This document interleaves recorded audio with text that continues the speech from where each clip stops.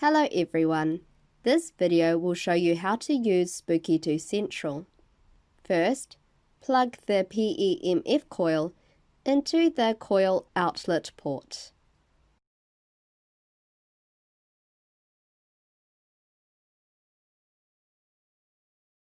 Connect the TENS pad to the TENS cable.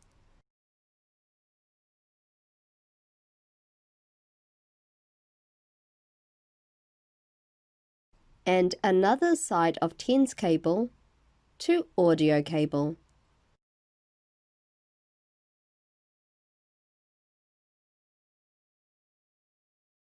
Then, plug the audio cable into the contact outlet port of the Spooky2 Central. You can use other contact accessories too, like hand cylinders, gloves, and so on. Now, connect the ultrasonic head to the ultrasonic cable. Rotating nut, tight them.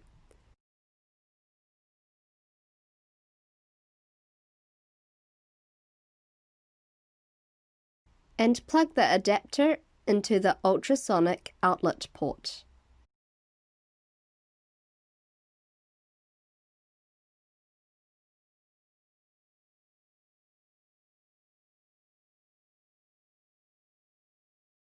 Next, connect the Spooky2 XM generator to Spooky2 Central.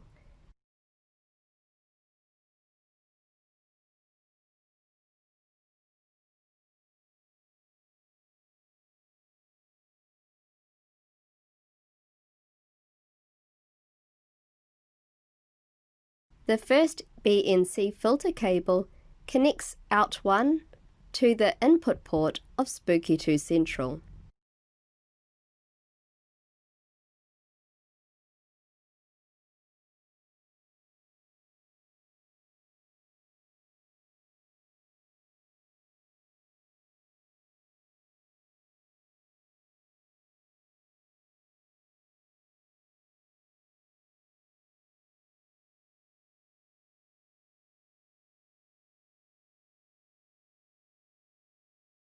And the second BNC filter cable connects out to the modulation port of Spooky2 Central.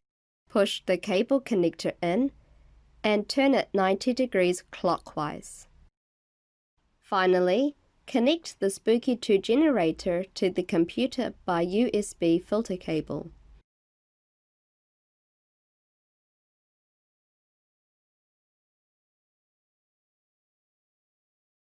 The magnetic circle should be near the generator.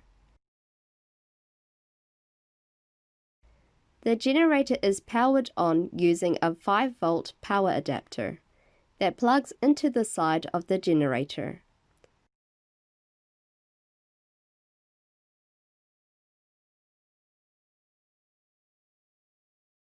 Let's go to connect the plasma tube.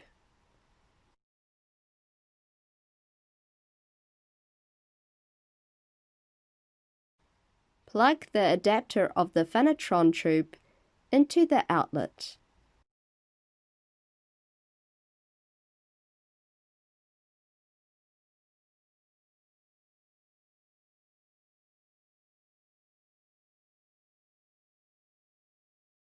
And we need to connect the power plug to an electric outlet, which should be different from the electric outlet of the generator and computer.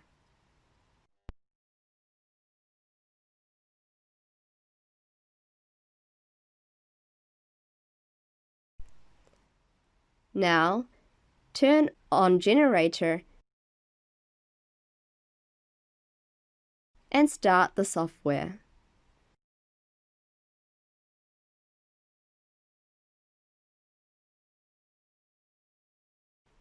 Before choosing a program, we need to power on Spooky2 Central. The switch light should work. Back to Spooky2 software.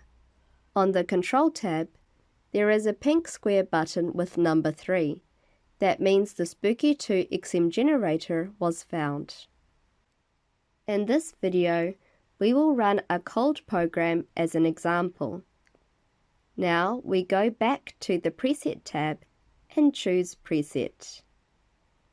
Click Shell Empty Preset, Plasma, choose Spooky Plasma Advanced P -JW. Go to the Program tab and enter cold as the keyword to search program. Then go to the Control tab, tick Overwrite Generator and click the square button. Finally, click the Start button. The red button becomes green, which means the program is running. One of the input and modulation LED should be blinking and another one should be stable.